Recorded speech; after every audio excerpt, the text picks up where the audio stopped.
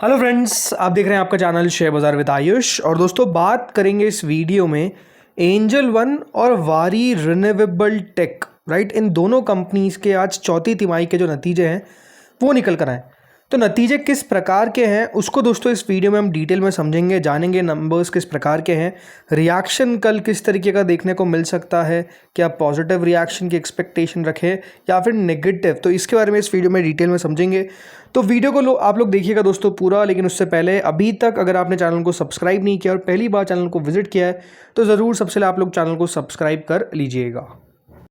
और दोस्तों, आज के तो दो वीडियोज़ वो ऑलरेडी अपलोड हो चुके हैं, जिसमें हमने BCCL में जो आज तेज़ी हमको आती हुई दिखी है, GMDC, HDFC, MCQ के जो Q4 नंबर्स आए उनके बारे में हमने बात करी है।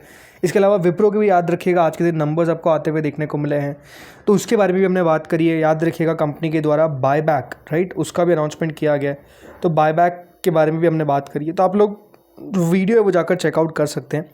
लिंक मैंने दोस्तों डिस्क्रिप्शन में दे रखी है, या फिर यहाँ पर जो आई बटन है, आई बटन जो रहता है ना, वहाँ पे वीडियोस आपको मिल जाएंगे दोनों लिंक। इसके अलावा हमारा दूसरा चैनल भी सब्सक्राइब आप लोग कर लीजिए, भारत मार्केट रडार। यहाँ पर भी देखिए लगातार वीडियोस हम अपलोड कर ही रहे हैं। आज का भी वीडियो ऑलरेडी आउट हो चुका है, तो नहीं जाकर देखा है तो जाकर आप चेकआउट कर सकते हैं। चलिए, तो एंजल वन से शुरुआत करते हैं। सबसे पहले कंपनी के नंबर्स को देखते हैं, किस प्रकार के नंबर्स जो है वो हमको आते हुए दिखें। रेवेन्यू दोस्तों कंपनी का इस क्वार्टर में हमको आता हुआ दिखा है 1467 करोड़ पे, जो लगभग Q1 की तो 10% की ग्रोथ दिखाता है। जो पिछला क्वार्टर था वहाँ पे 1335 करोड़ का कंपनी ने, याद रखिएगा, रेवेन्यू रिपोर्ट किया था। तो इससे प्रीवियस ईयर सेम क्वार्टर के अंदर करीबन 1056 करोड़ का रेवेन्यू था। यानी वाई जो कंपनी का रेवेन्यू है वो लगभग दोस्तों आपको 40% की ग्रोथ दिखाता हुआ देखने को मिला है। एग्जैक्ट 39% है। और Q1 जो ग्रोथ है वो 10% की है। तो Q1 भी ग्रोथ आप कह सकते हैं काफ़ी बढ़िया है, प्लस वाई तो अपने आप में आप कह सकते हैं कि शानदार ग्रोथ हमको आती हुई दिखी है। नेट प्रॉफिट पे अगर बात करते हैं तो नेट प्रॉफिट कंपनी का 320 करोड़ पर हमको आता हुआ दिखा है, जो पिछले क्वार्टर तक मात्र 269 करोड़ था। यानी 19% जंप आपको करता हुआ दिख गया है। लेकिन प्रीवियस ईयर से नोट करिए, जो लगभग 175 करोड़ था, यानी 84% का मैसिव जंप आपको कंपनी के प्रॉफिट में आता हुआ दिखा है। यानी वाई परफॉर्मेंस जो है वो कंपनी की क्लियरली आप कह सकते हैं कि बहुत ही शानदार आपको देखने को मिल रही है।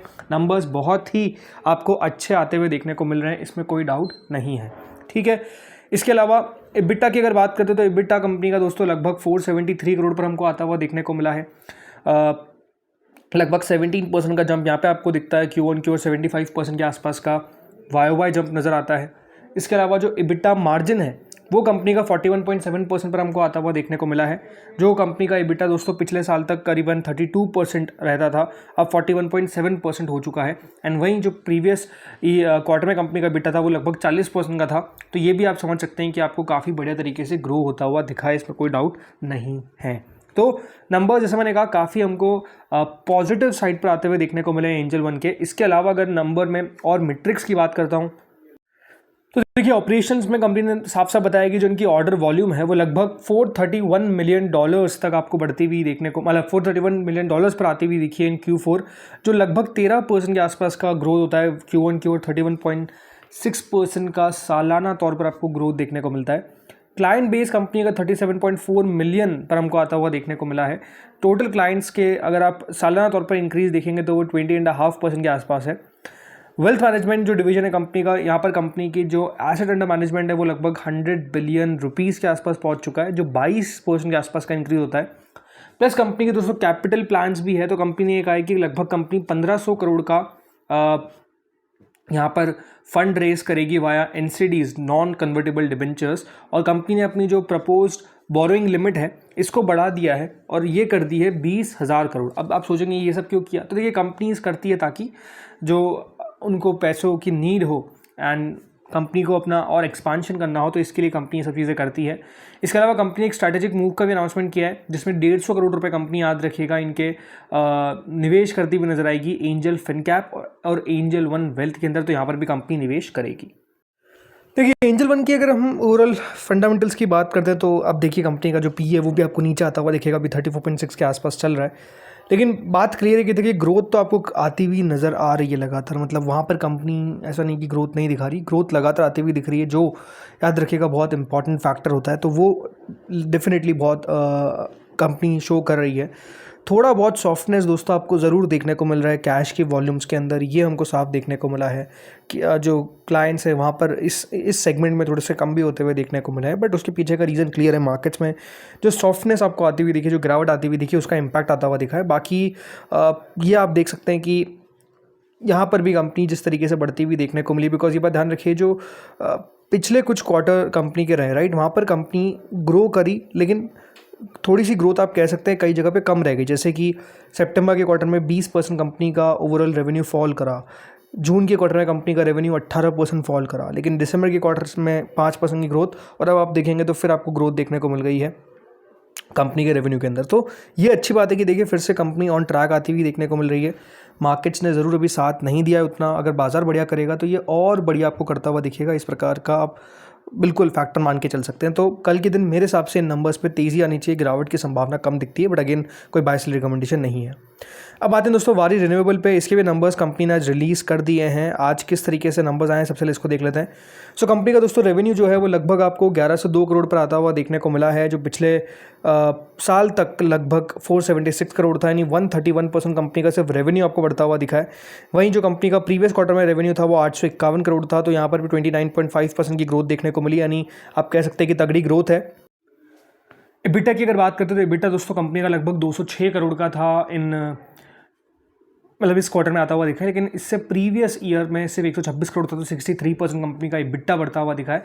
वहीं जो प्रीवियस क्वार्टर था वहाँ पे 158 करोड़ का एबिटा था, तो 30% यहाँ पर भी ग्रोथ आपको देखने को मिली है। मुनाफा 155 करोड़ पर आता हुआ दिखा है, जो लगभग 66% की ग्रोथ दिखाता है वाई टर्म्स के अंदर, जो 93 करोड़ के आसपास का प्रॉफिट था। तो प्रीवियस क्वार्टर में 120 करोड़ कंपनी का मुनाफा था, तो यहाँ पर भी आप कह सकते हैं 30% की ग्रोथ देखने को मिली है। मार्जिन्स, यहाँ पर दोस्तों थोड़ा सा कंपनी ने मार्जिन्स में आप कह सकते हैं मात खाई है। कंपनी के जो मार्जिन्स है वो 770 बेसिस पॉइंट्स कम होते हुए दिखे हैं। 26.5% का मार्जिन जो था वो 18.8% का रह गया है। वहीं जो प्रीवियस क्वार्टर का मार्जिन था वो 18.7% था, तो यहाँ पर आप कह सकते हैं ज़रूर 10 बेसिस पॉइंट कंपनी का मार्जिन बढ़कर आया है। बट वाई आप कह सकते हैं मार्जिन में बड़ा डिक्लाइन देखने को मिला है। अब उन लेवल्स पर मार्जिन को सस्टेन कर पाना ये क्लियरली नज़र आता है कि दोस्तों मुश्किल है। बाकी अगर नंबर्स में और बात करते तो ये बात क्लियर है कि देखिए मार्जिन कॉन्ट्रैक्शन एक बड़ा फैक्टर हो सकता है जो मार्केट देखे। बाकी ग्रोथ हमको आती हुई देखने को मिली है, स्टेबल मार्जिन देखने को मिले। ऑपरेशनल हाइलाइट्स में देखिए जो ऑर्डर बुक है कंपनी की वो लगभग सब्सटैंशली जो अनएग्जीक्यूटेड ऑर्डर बुक है वो 2.83 GWP पे आ चुकी है, जो स्लेटेड है for execution over the next 12 to 15 months, यानी अगले 12 से 15 महीनों के अंदर कंपनी इसको एग्जीक्यूट करेगी। तो ये बढ़िया बात है। कंपनी का अगर आप स्टॉक प्राइस देखेंगे तो पिछले 1 महीने के अंदर देखिए 31% बढ़ चुका है, और लास्ट 6 महीने के अंदर 18-19% गिर चुका है, राइट। और लास्ट अगर आप पिछला ईयर टू डेट में देखेंगे तो लगभग 9.92% है, और 1 साल के अंदर 3-4% का रिटर्न है। बट लास्ट 5 साल के अंदर 20% ही शेयर चला है, तो थोड़ा सा स्टैगनेंट ज़रूर दोस्तों हमको होता हुआ देखने को मिला है। बट नंबर्स कंपनी के तब भी ठीक है जो हमको आते हुए देखने को मिल रहे हैं। ग्रोथ आती हुई अभी भी नज़र आ रही है, जो अपने आप में बहुत बढ़िया फैक्टर है। हाँ, मार्जिन्स पे कंपनी किस तरीके से काम करेगी, मार्केट्स उसको जरूर डिटेल में देखेगा। तो दोस्तों इस वीडियो में इतना ही था। होपफुली आपको वीडियो बढ़िया लगा होगा। अगर अच्छा लगा तो लाइक कर देना, चैनल से पहली बार जुड़े सब्सक्राइब कर देना। Thank you friends for watching this video.